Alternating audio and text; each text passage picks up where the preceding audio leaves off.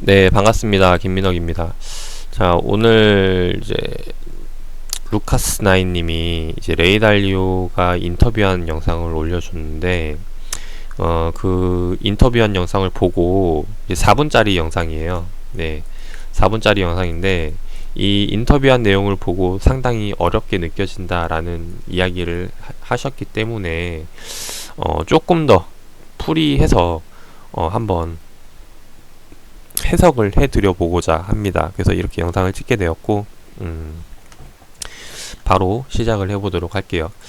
자, 일단 요번에 인터뷰했던 그 MC가 두 가지 질문을 해요. 일단 그거부터 먼저 좀 이야기를 드려보면은, 첫 번째는 향후 포트폴리오를 어떻게 구성을 해야 되냐라는 질문이고요.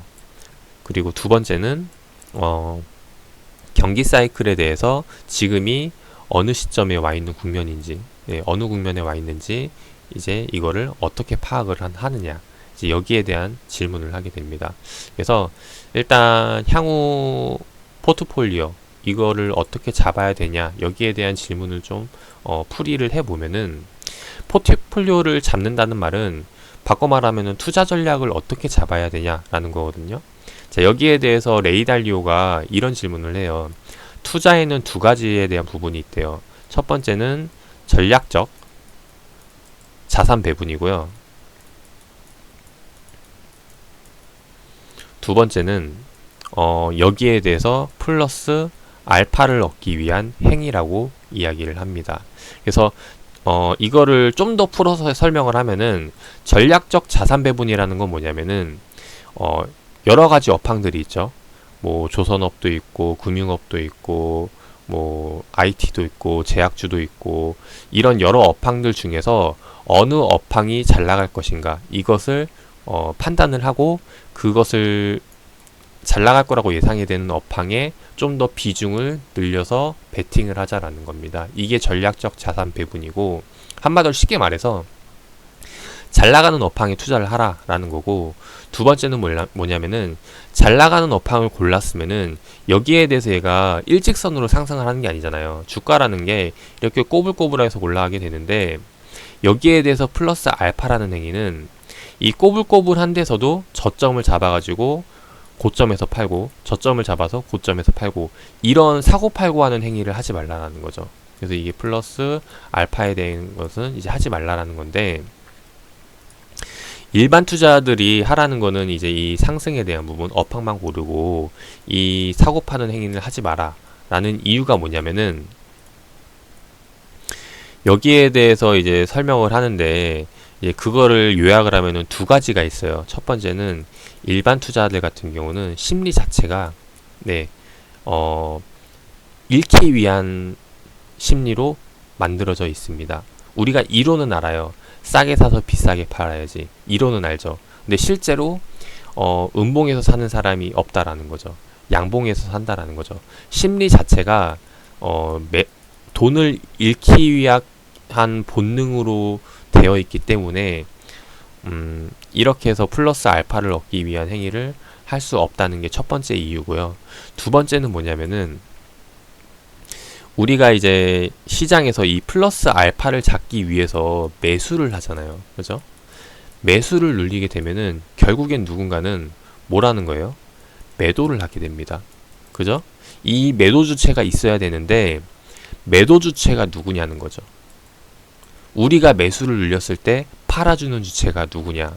여기서 레이 달리오가 이야기는 매도 주체는 누구냐면은 자기네들이라는 거예요.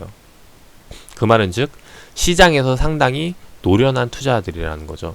그래서 우리는 이 노련한 투자자들의 돈을 받아가지고 매수를 한다라는 겁니다. 그래서 이거를 또 풀어서 설명해 드리면은, 전쟁터에 나가는데 나는 이제 뭐 1병, 2병 정도 수준이 되고 적군은 뭐 장교 수준이 된다라는 거죠. 한마디로 전쟁터에서 이 수준 차이가 나기 때문에 거기서 그 사람들을 이기려 하지 말라라는 겁니다. 그래서 첫 번째, 전략적 자산 배분, 상승하는 업황을 골라야 되고, 두 번째, 플러스 알파 행위가 있는데 여기에 대해서 이것을 절대적으로 하지 말라라는 이제 이야기가 첫 번째 인터뷰에 대한 내용이고요. 자, 그 다음에 두 번째에 대한 이제 질문은 뭐냐면은, 경기 사이클이 이렇게 있다라고 이야기를 했는데, 지금이 뭐 이 상승 국면의 중간입니다. 상승 국면의 끝자락입니다. 아니면 이제 지금이 이제 바닥입니다. 이제 이런 이야기, 이런 시점을 어떻게 판단을 할 수 있냐. 이게 이제 MC가 레이달리오에게 질문을 던진 거죠. 그래서 레이달리오가 어떻게 대답을 하냐면은, 사이클에 대해서 얼마나 여유가 남아 있는지 알아야 된다라고 이야기를 합니다. 이제 그리고 그 사이클을 알 수 있는 방법은 뭐 실업률이 어떻게 되는지, 아니면 뭐 이제 생산량이 얼마가 되는지, 그리고 지금 은행에서는 뭐 어떤 액션을 취하고 있는지 이런 것들을 알아야 된다라는데, 이게 바꿔 말하면 뭐냐면은, 이것들이 그 추구하는 방향이 지금 상승장을 이야기를 하는지 아니면은 하락장을 이야기하는지 알아야 된다는 거죠. 그래서 이거 예를 들어서 하나 설명해 볼게요. 자, 실업률이 늘어난다라는 말, 실직자가 많아진다는 말은 뭐예요? 시장에서 일하는 사람이 줄어든다는 거죠. 만약에 실업률이 줄어든다는 말은 바꿔 말하면은 시장에서 일하는 사람들이 많아진다는 거고, 경기가 좋아짐을 이야기를 하겠죠. 그래서 이 실업률이라는 것을 보고, 실업률이 증가를 하게 되면은 뭐 경기가 좋아진다, 나빠진다, 이것들을 이제 판단할 수 있는 그 정도의 수준이 돼야 된다라는 겁니다. 근데 이거를 우리가 생각을 하면은, 이제 생각해보고 공부를 하면 알 수 있는데, 지금 여기서 레이달리오가 하는 이야기는 뭐냐면은, 이것을 보고 바로 이제 상승 국면에 서 있는지 하락 국면에 서 있는지 이제 판단을 하라. 즉 이제 이론을 알고 있어야 된다라는 이제 내용이 첫 번째 내용이에요. 그래서 자, 그러면은 이 이론을 알고 있다라고 우리가 가정을 해볼게요. 물론 지금은 정확히 모르지만은 앞으로 이거는 공부해서 해결을 할 수 있는 부분이기 때문에 넘겨보도록 할게요. 자, 우리가 그러면 이론을 알고 있다. 그러면은 두 번째는 뭐냐면은, 이것들에 대해서 현재 시장에서 얼마나 사용되고 있는지를 보라는 게 이제 두 번째 내용이에요. 자, 이게 무슨 말이냐면은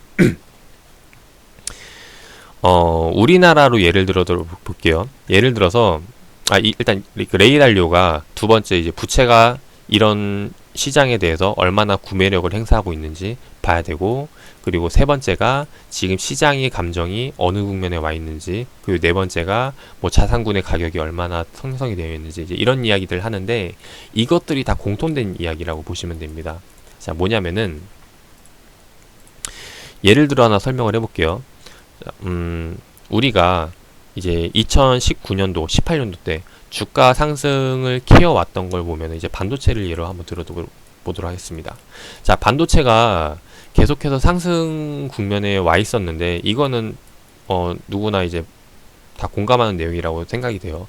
왜 상승을 할 수밖에 없었나요? 당연히 매출이 증가하니까, 판매 실적이 증가하니까 주가도 역시 마찬가지로 이제 올라왔다라는 거죠. 근데 지금 여기서 레이달리오가 하는 말은 뭐냐면은, 만약에 이 반도체에 대한 매출이 계속해서 상승이 나오는 게 아니라, 얘도 이제 정점에 다다르게 되면은 상승이 아니라 이제 어느 정도 수준에서 머물게 될 거라는 거죠. 그죠? 근데 실적은 계속해서 머물기 시작을 했는데 주가는 계속해서 올라가고 있다면은 이게 뭐가 되는 거예요? 이게 신호를 준다라는 겁니다. 즉 이제 버블이라고 보는 거고, 거품이기 때문에 여기에 대해서는 다시 한 번 더 언젠가는 꺼지게 되어 있다라는 거죠. 그래서 여기에 대한 시그널을 찾아야 된다라는 건데, 이거를 찾기 위해서는 일단 기본적으로 그런 각각 주는 뭐 실업률이라던가 정부가 하고 있는 액션이라던가 이런 것들에 대한 기본적인 이론에 대해서 파악을 하고 있어야 된다라는 거죠. 그래서 지금 이런 것들을 파악을 하고 있다면은 결국에는 아까 이야기했듯이 현재 이 경기 사이클에 대해서 어느 국면에 와 있는지 알 수 있다라는 내용인데, 이게 뭐냐면은 제가 그 예전에 이제 제가 좋아하는 영상이라고 해서 올려드린 게 있죠. 그것도 이제 레이달리오가 경기를 쉽게 풀어가지고 설명을 했던 건데, 거기에 예를 한번 들어드려 보면은, 이렇게 가격이 올라가는 거는 결국에는 생산량에 따라서 달라져요. 생산량을 많이 팔면 많이 팔수록 이 가격의 각도가 올라간다라고 보시면 되겠습니다. 그죠? 하나를 생산하는 것보다 두 개를 생산하는 게 더 각도가 가파르게 올라가게 된다는 거죠. 당연히 두 개보다 세 개를 생산하는 사람이 더 가격이 가파르게 올라갈 수밖에 없는 거고.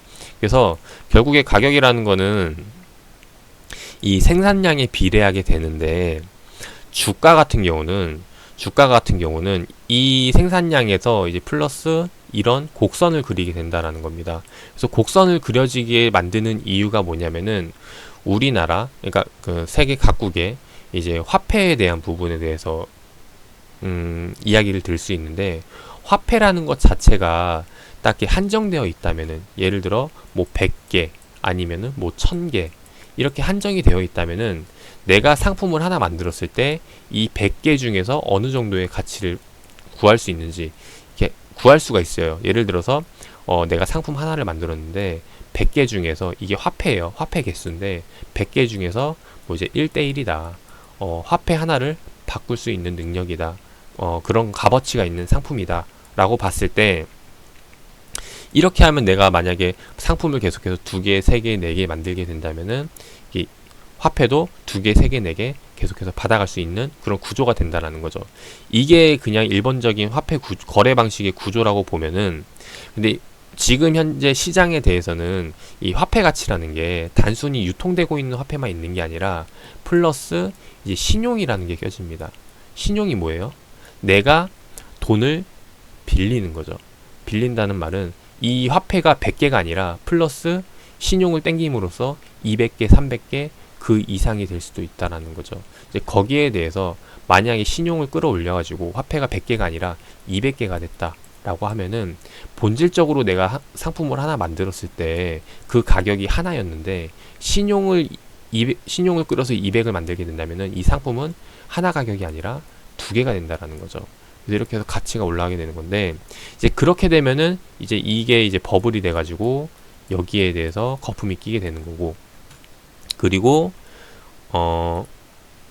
다시 한번 더 설명을 드리면은, 그 신용이라는 것 자체는 결국에는 내가 미래의 돈을 끌어다가 쓰는 거기 때문에, 이렇게 거품이 끼게 되면은, 신용을 쓰게 되면은 결국에는 미래에 갚아야 되는 돈이 생긴다라는 겁니다. 그래서 우리가 지금 봐야 될 거는, 지금 시점이 미래의 돈을 끌어다 쓰고 있는 이 국면인지, 아니면은 앞으로는 미래의 돈을 끌어다 썼는데 이거를 갚아야 되는 국면이 오는 건지, 이제 이거를 고민을 해봐야 된다라는 거죠. 그래서 과거 이제 금융위기 때도 보면은, 이제 금융위기를 이제 예로 한번 드려 보면은, 이제 2008년도에 이제 서브프라임 모기지 사태가 터지면서 금융위기가 왔는데, 그때 당시에 금융위기가 오기 전에 돈을 끌어다가 이제 주택을 사고 거기에 대해서 했던 거는 이제 신용을 끌어다가 썼던 이 전자에 대한 구간이라고 보시면 되고, 그리고 금융위기가 터지면서 주가가 이제 꺾이기 시작했던 때는 뭐예요? 미래에 내가 벌었던 돈을 가지고 이제 지금부터는 이제 갚아나가는 시기라고 보시면 되겠죠. 이제 그러다 보니까 주가가 계속해서 이제 빠지게 되는 거고, 이제 그런 것들이 시장의 경기 사이클에 대한 이제 내가 지금 어느 국면에 와 있는지 이런 것들을 알 수 있는 방법이 되는 게 아닐까 생각을 합니다. 그래서 투자에 참고를 해주셔서 이제 봐주시면 좋을 것 같고, 자, 영상은 여기서 마무리를 하도록 하겠습니다.